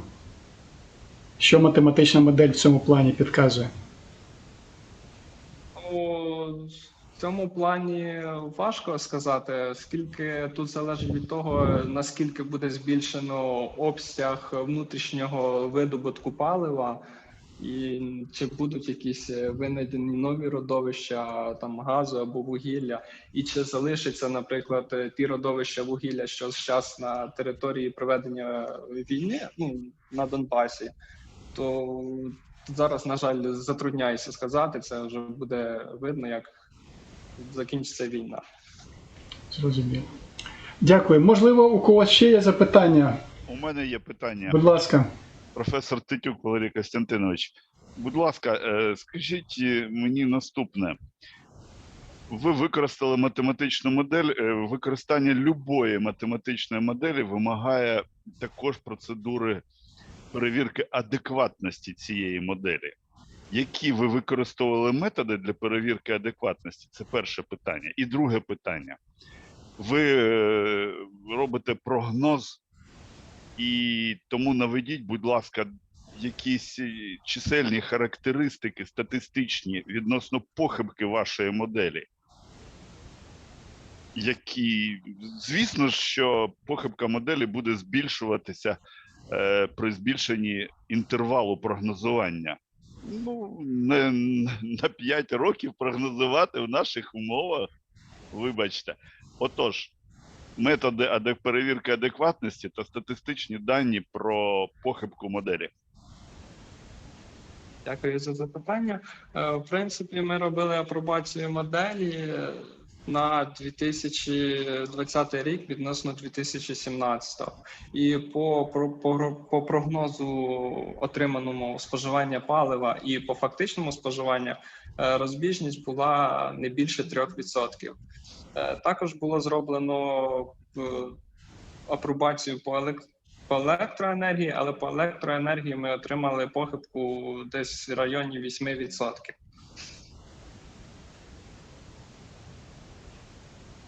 А яка буде похибка при прогнозуванні до 2040 року? Яка вона стане? Це 3-річний інтервал, 3%. 20-річний інтервал, скільки буде похибка? Можете відповісти? На жаль, затрудняюсь відповісти. Оскільки, якщо ми порівнювали з іншими моделями, то похибка була невелика, відносно там 5% з іншими прогнозами, що нам давали. У математичній статистиці є добре відомі алгоритми. Якщо у вас відомі статистичні характеристики вхідних параметрів, вхідних сигналів, то ви можете визначити статистичні характеристики результату вашого моделювання. Функція, досить складна там математика, але вона існує, і ви могли значно покращити цю роботу. У мене немає питань, вибачте. Будь ласка, в нас ще є 9 хвилин. У кого є ще питання, будь ласка. Тема дуже цікава, актуальна для нас, особливо в теперішній час. Чи можна? Вітаю всіх учасників конференції. Я один з співавторів, Тесленко Олександр Іванович. Якщо мене чути... Чути, добре чути. Я хотів звернути вашу увагу на деякі аспекти цієї моделі, якими зараз є можливість її адаптувати до цього воєнного стану. Ми розуміємо, що в окремих регіонах буде зміна як видів економічної діяльності, так і енергоспоживання і видобутку палива. І тому ми зараз адаптуємо цю модель, щоб спрогнозувати розвиток нашої країни в умовах військового стану, в умовах руйнування економіки і зміну паливно-енергетичних балансів на рівні регіонів. Тому що в цілому по країні буде важко спрогнозувати навіть паливно-енергетичний баланс. Ми знаємо, що в нас приблизно 5 мільйонів тонн вугілля завозилось тільки морським шляхом, близько 10 мільйонів вугілля завозилось з Казахстану та Росії. І це от саме ті зміни, які ми можемо прогнозувати, а також фактор енергозбереження і зміни енергоспоживання на рівні регіонів. І потім це узгоджувати на рівні країни. І таким чином прогнозувати подальший розвиток балансів. Щодо похибки, так, стохастичні величини, які використовуються в цій моделі, має певні похибки. Ці похибки накладаються одна на одну. І якщо ми робили ретроспективне порівняння і отримували досить інтересні, цікаві і задовільні результати по збігу показників, то на перспективу, тим більш до 2040 року, ми повинні собі чесно визнати, що похибка 20% буде гарний показник. Дякую за увагу, я закінчив свій коментар. Дякую. Може ще хто хоче щось сказати? 20% до 40-го року – то буде фантастичний показник, вибачте. Я хочу сказати, що у нас сценарні прогнози, так? 3 прогнози. Перший прогноз – це якщо в нас нічого не змінюється як в технологічному, так і в інших параметрах, і ми, так скажемо, технологічно застрягли в 2017 році. Так? Тоді один прогноз – це такий реалістичний, скажімо, на поточний час. Песимістичний – це зруйнування нашої економіки і зменшення ВВП, а оптимістичний – це план Маршалла, який ми можемо сказати, що країна розквітне до 40-го року. Дякую. Можна мені сказати, ну я дуже з цікавістю вислухав, тим паче питання, котрі стосуються енергетики, але я завжди прискіпливо відношусь до того, коли питання енергетики розглядають непрофесіонали. Те, що ви зробите модель і робите модель, дуже цікаво, її потрібно, але це буде сценарна модель, не більше того. І ви не можете спрогнозувати, скільки ми можемо видобути вугілля чи іншого чогось, тому що сьогодні відсутні у вас абсолютно вхідні дані для моделі, для побудови моделі, алгоритму роботи моделі.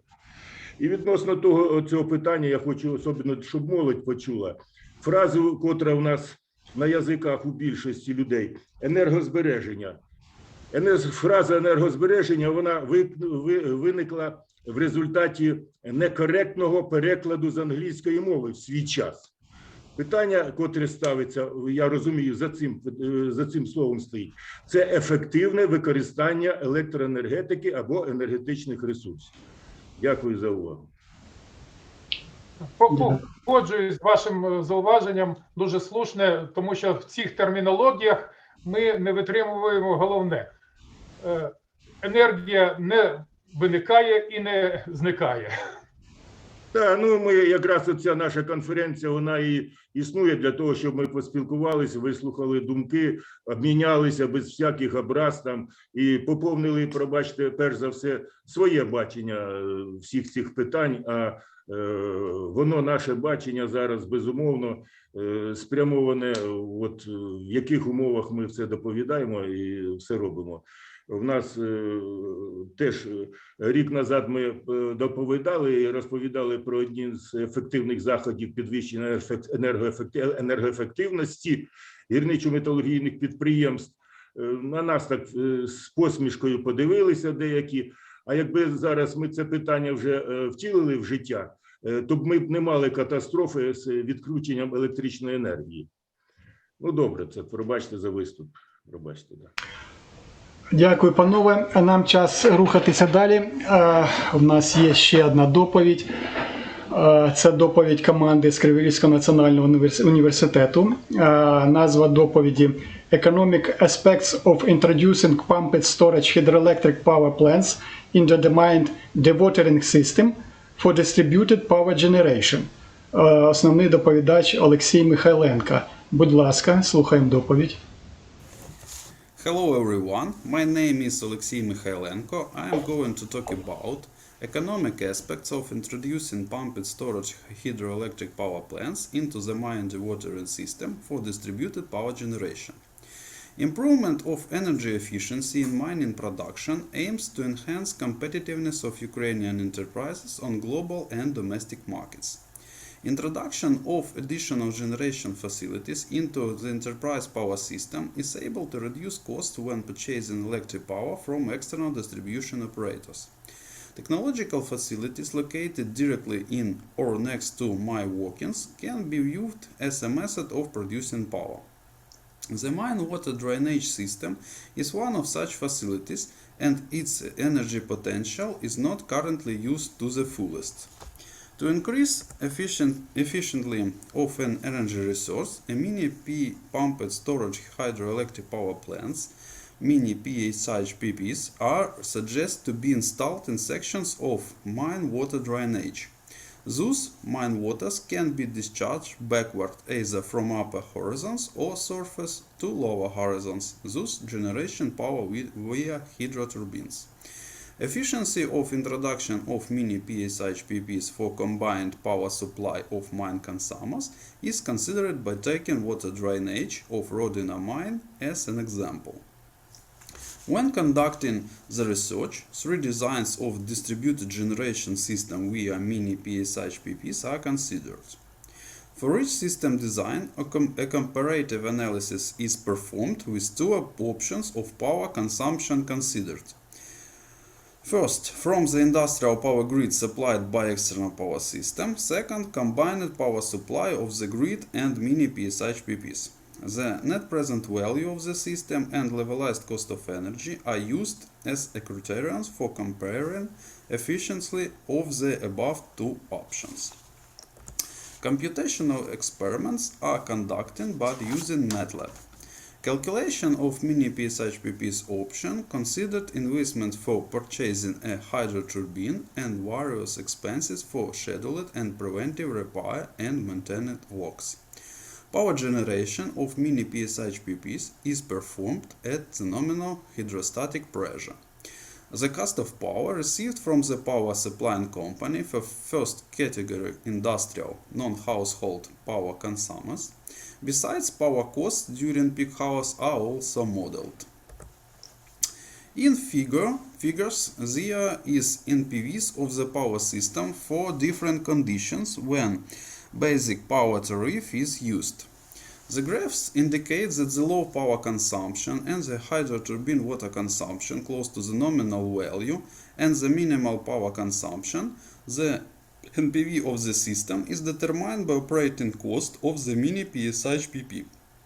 This is due to the fact that power generation of the hydroturbine fully satisfies the current power consumption, so the purchase of power from the external power grid of the distribution operator is not carried out. Additionally, there is dependence of the NPV of the combined power system on hydroturbine water consumption and power consumption. There are also determined application areas of parameters within which it's advisable to use a particular design. The area of effective application of combined power supply system with its own distributed generation facilities within the considered change of parameters is 17.2%.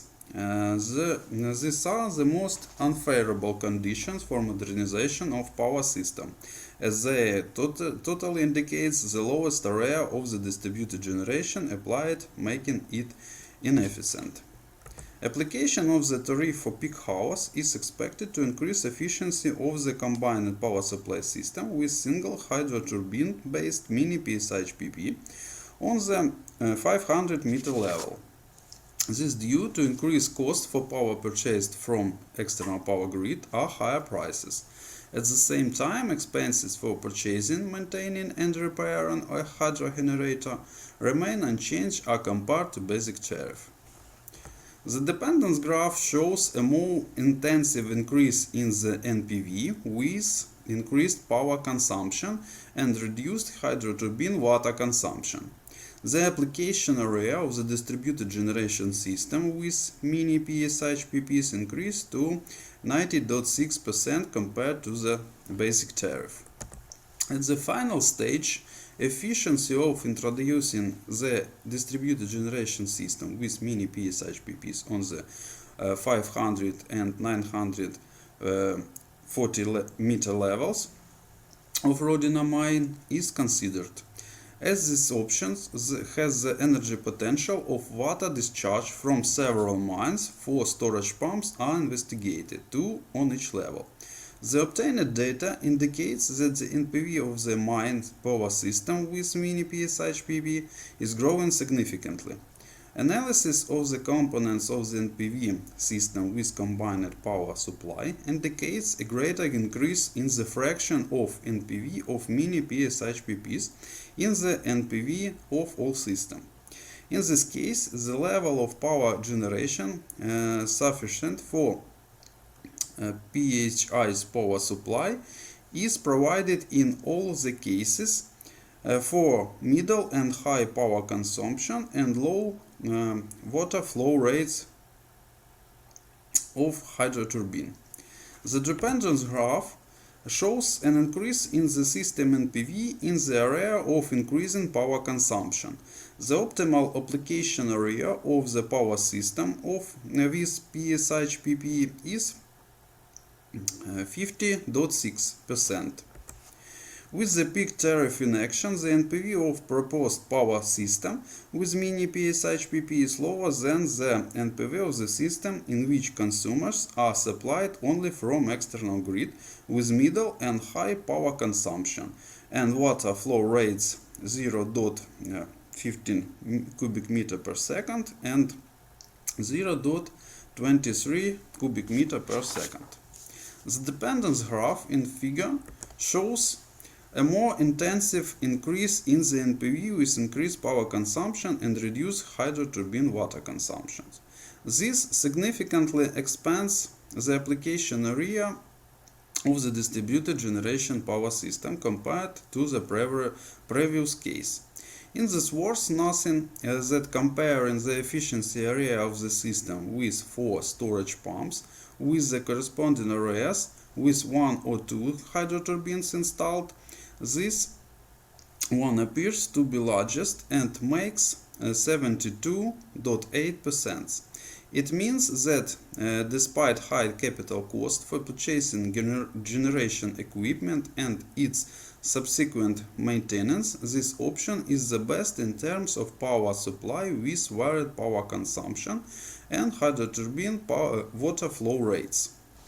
Application of mining enterprises drainage system with hydroturbine-based mini PSHPPs of various capacity to produce an additional power enables increasing efficiency of power supply to consumers by reducing the cost of purchasing power from external grid. This also reduces the cost of final products and increases their competitiveness. Analysis of different design of the KRYVYI Rodina mine power system, it reveals that mini PSHPPs are efficient when generating capacity is close to the installed capacity of the consumers.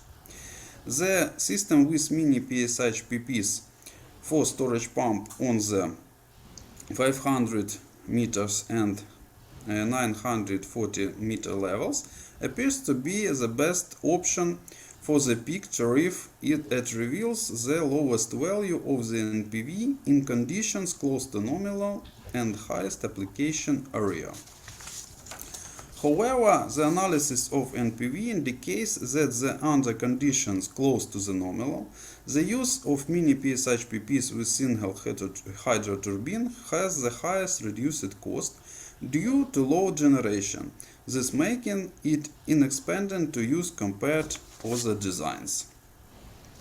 With the basic tariff, it is advisable to use as the distributed generation system with only 2 storage pumps installed on 500 meter levels, as it has the highest efficiency among of studied designs. Thus, the generation economic effect can be achieved by introducing mini PSHPP system consisting of 4 hydroturbines, 2 of which are used during the basic tariff house, and when the peak tariff is used, all units are involved. Such balancing should be introduced by means of power supply control system of mine consumers. Thank you for your attention. Дякую за доповідь. Будь ласка, в кого є питання, чи може хто хоче виступити з цього приводу? Будь ласка. У мене є питання. Будь ласка. Професор Титюк Валерій Костянтинович.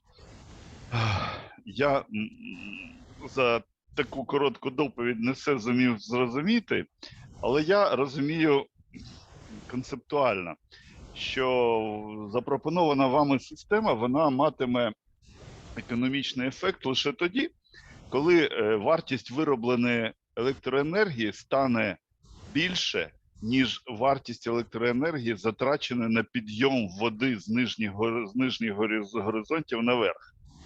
Ви піднімаєте воду знизу, а потім зливаєте її назад, вниз. Правильно? Так, все вірно. Піднімається на найвищий. І отож ви витрачаєте енергію, щоб підняти воду у нічний час, я так розумію, а у денний час виробляєте енергію. І за рахунок різниці у тарифах ви отримаєте економічний ефект якийсь. Питання тут в тому, що у будь-якому випадку ми все одно будемо піднімати, відкачувати воду з гір. Воду відкачувати потрібно, абсолютно необхідно. Це споживач першої категорії шахти. Тому ви якось визначали от ці умови, за яких умов виникає взагалі можливість отримання економічного ефекту, не вдаючись навіть до первинної вартості обладнання, до строковокупності капіталовкладень. Ну, тут навіть не вдаючись, неможливо це зробити. Ну, основним, скажімо, тут два було критерії для порівняння у роботі. Це чиста приведена вартість системи, це, в принципі, такий базовий критерій, який де-факто використовується для порівняння різних варіантів систем електропостачання. Він дуже зараз поширений з поширенням саме альтернативних джерел енергії. І за допомогою цього критерію оцінюється, наскільки буде ефективним впровадження того чи іншого джерела і комбінованих систем. Я ще секунду відповім. Другий критерій, який був розглянутий, це приведена вартість електроенергії. І відповідно, звісно, що Система буде найбільш ефективною в той момент, коли вартість виробництва електроенергії даними гідроакумулюючими електростанціями, вона буде, звісно, нижчою за вартість електроенергії, яку ми будемо отримувати від оператору розподілу. Я хотів би, щоб ви уточнили мені таке. Ви отримали такі результати, які б свідчили, що вартість виробленої електроенергії стає більшою, ніж вартість спожитої електроенергії на підйом води? Олексій, я за тебе трошки відповім, бо я бачу, професор Титюк тебе тут питається задолбати, пробачте за таке вираження. Значить, доведено розрахунками, не нашими, але розрахунками те, що вартість виробленої власним засобом електричної енергії мінімум в 4 рази дешевше від тої, яка централізовано купляється. Це перше. Тому тут відповідь однозначна. Далі, з точки зору, які матеріальні затрати очікуються для того, щоб створити на базі водовідливних комплексів гідроакумулюючу пікову, в даному випадку пікову генеруючу організацію, а це приблизно 56 мільйонів. 56 мільйонів. Срок окупності, очікуємий срок окупності 1 рік 8 місяців. По-друге, як є ряд факторів, особливо в гірничо-металургійній галузі, котрі не тільки грошима треба, скажімо так, вичисляти. Це, як ми бачимо в сьогоденні, це й умова безпеки і надійності електропостачання не тільки даних видів підприємств, а й прилеглих територій. Тому тут, навіть якщо це разово значні витрати, а це незначні витрати, то тут треба на цьому йти. Ну, я хочу сказати, що якщо ми робимо реле захисту людини від враження електричним струмом, ми вкладаємо гроші. При цьому ми розуміємо, що прямої віддачі від цього немає, окрім того, що ми збережемо життя людям. Ну і ще така фраза, Валерій, ви сказали, що ви розробник цієї системи. Я хочу сказати, що Олексій Юрійович не розробник, не ідеолог цієї системи. Він робить і активно, і дуже активно свою роботу. Ідеологія цієї таких розбудови гідроелектростанцій на базі водовідливів не тільки шахт, а й кар'єрів, вона існує, ну, скажімо так, уже років 50, і зараз до неї, до практичної реалізації підійшли австралійські вчені, Південна Африка і цілий ряд. Ну, підходимо й ми. І не було би щастя та нещастя допомогло. Я думаю, що і в нас повернуться до цього питання. А те, що це буде ефективно, то це так. Ну, я хочу, наприклад, вам сказати, для всіх буде цікаво. У нас консервуються шахти, а вода відкачується. Скажіть, будь ласка, хто платить буде гроші за це, щоб відкачувалась вода? От хто мені відповість на це питання? Хто буде платити гроші? Ніхто. А, наприклад, наша шахта «Гігант Глибока» платить за відкачування води більше, вона законсервована, ви знаєте, вона платить за відкачку води більше, ніж 2 шахти, котрі функціонують в повному режимі. Це гідроенергетика, котру треба рахувати на рівні регіонів, вже не на рівні однієї шахти, а на рівні регіонів. Тим паче, що Криворізький залізорудний басейн, він унікальний, і тут більшість наших, скажімо так, підземних горизонтів шахт, вони збиті, гірники знають цю фразу, вони збиті собою, і тому тут є об'єднання водних горизонтів для того, щоб можна було відкачувати спільно і отримувати постійне надійне електропостачання і економічний ефект. Пробачте, що я тут дещо Ну, якщо будуть питання, я готовий за рюмкою чаю. Будь ласка. Можна мені?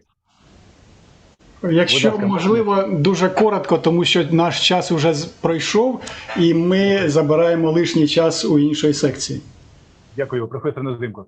Я хочу підтримати доповідачів і запевнити, що це вкрай перспективний напрямок, яким зараз дуже інтенсивно займаються і в Швеції, і в Америці, і в Австралії, і в інших країнах. Річ іде про великий акумулятор, який акумулює енергію раціонально. Він не виробляє, він просто рятує енергію. Дякую. Дуже добрий доклад. Дуже перспективний. Thank you very much for your answers, our colleagues. And that's it. But the conference goes on, and the next section will start at 12 o'clock. We thank all for you and wish everyone future success. Goodbye and слава Україні! Героям слава! Героям слава! Героям слава! Exercise 5.